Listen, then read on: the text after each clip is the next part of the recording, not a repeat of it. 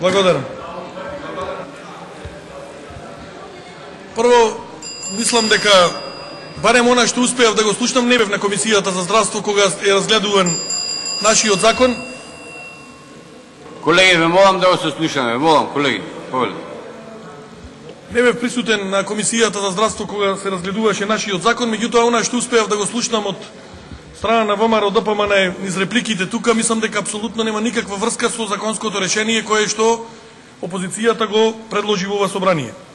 Затоа што, ако ја видиме суровата реалност надвор, ќе видиме дека она што во реплики го давате, едноставно нема никаква врска. Прво, во моментов со овој закон кој што помене, еден од оние закони кои што најселективно се применува во Република Македонија, или имаме селективна правда, или поточно кажано неправда, имаме прилика, можеме секојдневно тоа и низ Скопје, и низ другите градови на Република Македонија да го видиме. Второ, прашувам јавно и еден од пратениците на ВМРО ДПМН слободно може да ми одговори зошто владата на Република Македонија, предводена од ВМРО ДПМН и ДУИ, не даде мислење по овој закон. И дека кажеше во мислењето, неприменлив, применлив е, има правда, нема. Нема. А сега, еве ги стенограмите тука, и во 2011 година, првата измена после 2010 година кога е правена, и Владко Ѓорчев, тогаш, и министерот Тодоров не убедуваја од кои причини во 2011 година треба заострен да биде овој закон.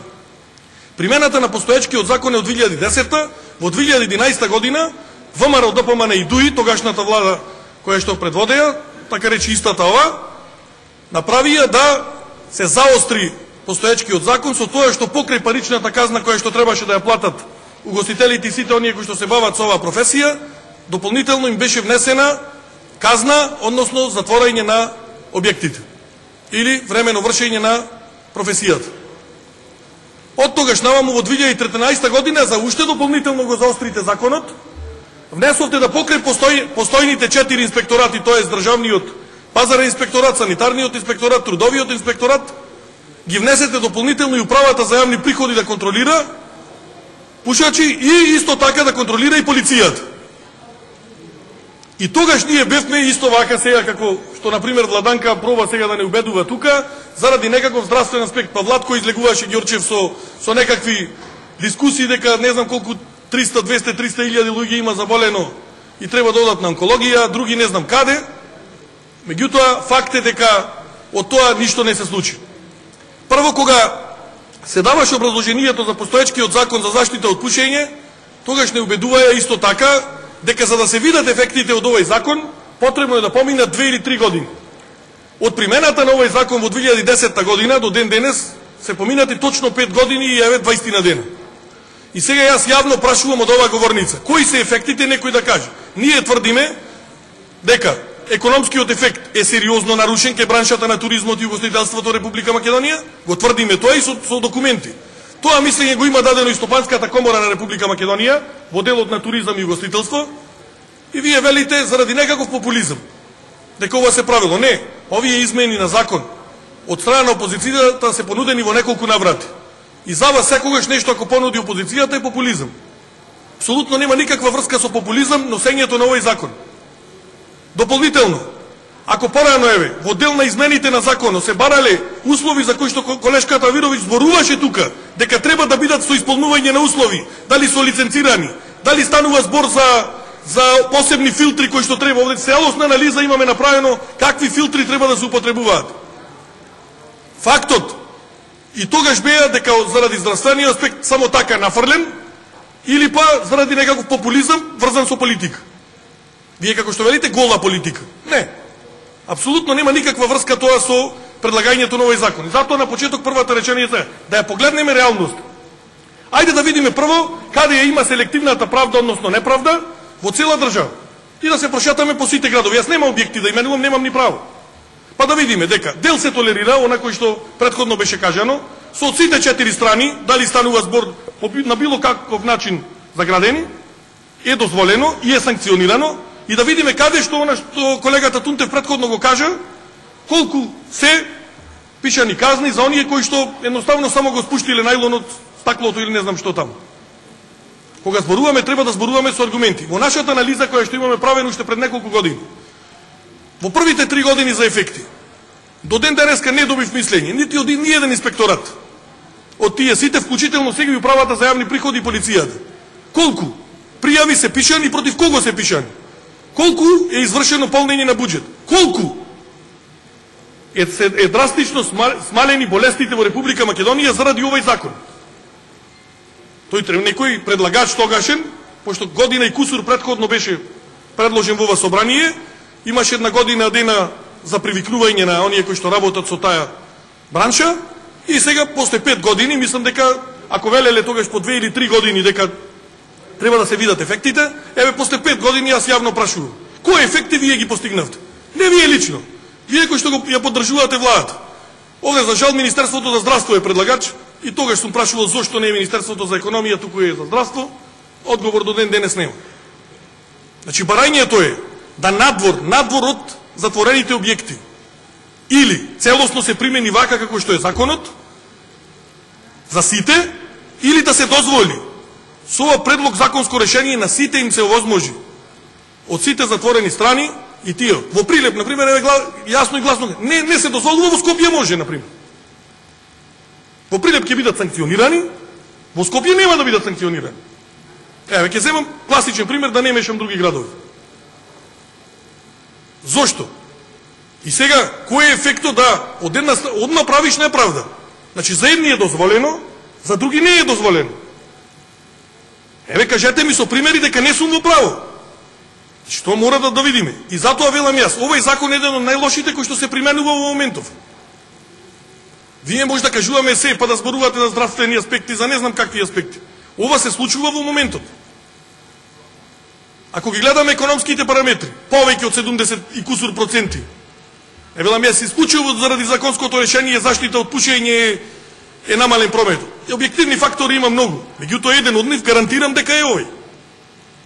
И сега со селективна правда, овде може, овде не може, нормално е да правиме проблем. И ова не е популистичко решение за предизборите. Ова решение е дадено за да се реши еднаш конечно овој проблем, затоа што 5 години од кога е во сила стапен овој закон, овој проблем не е решен.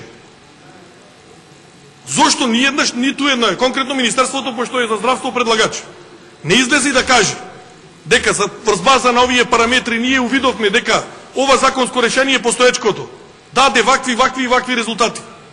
Помалку има заболени, по било какви основи, повеќе има, нема.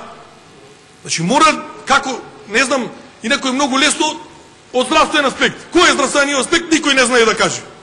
Јас знам за селективниот аспект да кажем. Прашувам од 2013 година, еве ново прашање логично, пошто власта сметаше дека тие 4 инспекторати не се доволно за примена на законот. Од тогаш наваму управата за јавни приходи, која што со 1000 други надлежности, и пикнавте надлежност да лови луѓе кои што пушеле цигари во гостителските објекти. Полицијата исто. Полицијата е дополнително внесена во закон во 2013 за да лови пушачи по објекти. Ако ги земеме тие параметри, јас можеме ние да разговараме за филтри и за сите други частички кои што се предизвикуваат од пушењето во затворени објекти. Ние не можеме да зборуваме за отворени објекти, тие се прво летни бавчи. Ајде да рачистиме и таа работа, го слушав господинот Ѓорѓиевски во репликата. Значи прво решенијата кои што локалните самоуправи ги издаваат врз база на летна бавча, не ги издаваат на затворен објект. А законот ако го читаме, ќе видиме дека таму за летни бавчи е дозволено.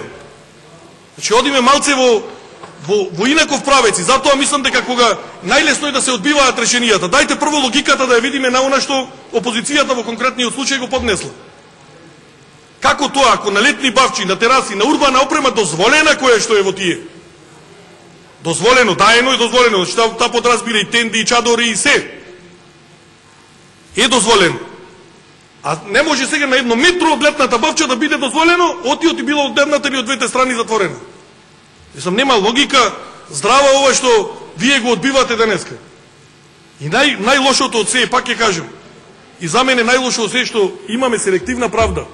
И таа мора, за незе мислам дека конкретната ситуација и дискусија, нова дебата не треба да биде популизам, не треба да биде ништо. Туку за еден да може, за друг да не може. Еве, слободно јас сите заедно одавде од оваа сала да излеземе да прошетаме низ центарот на Скопје. И да видиме, е дозволено, не е дозволено. Ако е дозволено, тогаш нема проблем. Ќе го смениме законското решение. Ако велите дека е така стриктно применет постоечкиот закон и не му треба никаква измена, окей, нека биде така. И можеме да зборуваме по една година, по 2 месеци, по 3 за некакви измени. Ама тоа 5 години се случува. Испаѓа дека некој е привилегиран, некој не е привилегиран. Имаме објекти во Тетово и во Гостивар, немојте са слепи пред вистината да видиме, каде што во затворени простории се пушат цигари. И вие велите дека тоа не е така. Имаме објекти, еве за Прилеп не се пушат цигари. Во затворени, има дел градови каде што се пушат во затворени простории. И сега, тоа е тоа. Зошто за да не може да важи законот во тие градови, во Прилеп да треба да важи?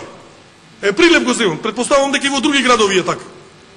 Што треба здрава логика. Законите во Република Македонија важат на цела територија. Тие не важат за еден град да важи или да можат со одлуки на совет да бидат сменувани. Тоа не. Тоа и сите овде добро во оваа сала и граѓаните го знаат. Ако важи закон, важи на целата територија. И не дека важи во центарот на Скопје или во Прилеп или во Битола, не важи не знам каде. Или како што со казината имате направено овде во законот и така натаму. И тоа се затворени. Значи законот за заштита од пушење треба да постои. И тоа никој не го спори. Тој е донесен во 95-та. И никој, предпоставувам не само во оваа сала и надвор, не мисли дека треба цигари да се пушат нити во болници, нити во детски градинки. И тоа е нормално да биде така. Меѓутоа, ова што во 2010 година се донесе како решение и не се спроведува, сега сме во 2016 година, е катастрофа. Ние за тоа говориме сега.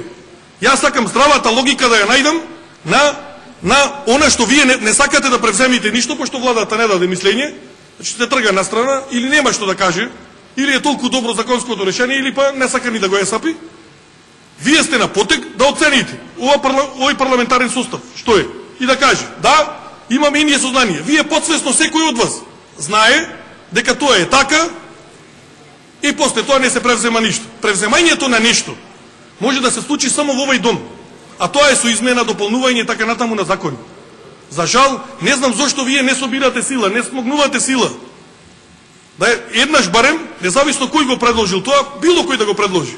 Дека да, во оваа професија, во оваа бранша има сериозни проблеми, кои што ќе најдеме начин како да ги надминеме. Соваш не може ни конструктивно, ни неконструктивно. Не знам како треба. Наискрено. Да видиме здравата логика на она што реално се случува надвор. Таа е реалноста надвор. И никој не може во овие аргументи мене да ме побие. Најлесно е да се чклапне на копчето и да се одбие законот. И знам дека тоа ќе го направите. Сте гласале поинаку на Комисијата за здравство. Меѓутоа фактот останува дека во Република Македонија најлошо од се, не само за овој закон, кога имаме неправда. Кога граѓаните почувствуваат неправда од типот на тоа дека за еден законот важи, поранешниот министер за внатрешни работи одустане го вадеше зборот. Во Република Македонија еднакво важат законите и уставот за сите. Јас тврдам, еве, пошто сме на тема на закон. Законот за заштита од пушењето не важи за сите граѓани еднакво во Република Македонија. И што? Парламентот на Република Македонија не прави ништо за да се смени таа работа. Ако правеле државните инспектори, тоа ќе го направиле во изминатите 5-6 години. Не го направиле, не успеиле низ базата на тие казни за заострување на времени мерки за вршење на професијата, да, го применат постоечкиот закон, а од друга страна ништо дополнително не се направило од страна на парламентарното мнозинство да биде изменет овој закон. На таков начин, дури функционира во Република Македонија, никогаш од ниедна професија нема да биде ништо. Падот е страшен. Значи, падот од економската страна гледано, немам ни време да зборуваме со целосни аргументи во колкава мера низ годините уназад е паднат. И не може никој да ме убеди. Еве јас ќе поставам едно сосема коректно прашање кое што се надевам дека некој од власта ќе го одговори. Колку имате со она што луѓето излегуваат надворот од објектите на минус 12 степени? Имаат предизвикано болести. Колку? Прво е срамота. Јас тврдам дека во голем дел на институции низ Република Македонија се пушат цигари. И тоа државата не го спречила. Не знам на колку места по болниците одеше министерот Тодоров да лови пушачи од сестри и од не знам од доктори. И сега ние зборуваме за дејност која што реално треба дополнително да и помогне на државата во плаќањето на ДДВ, на данок на добивка, на персонален данок и на сите даноци.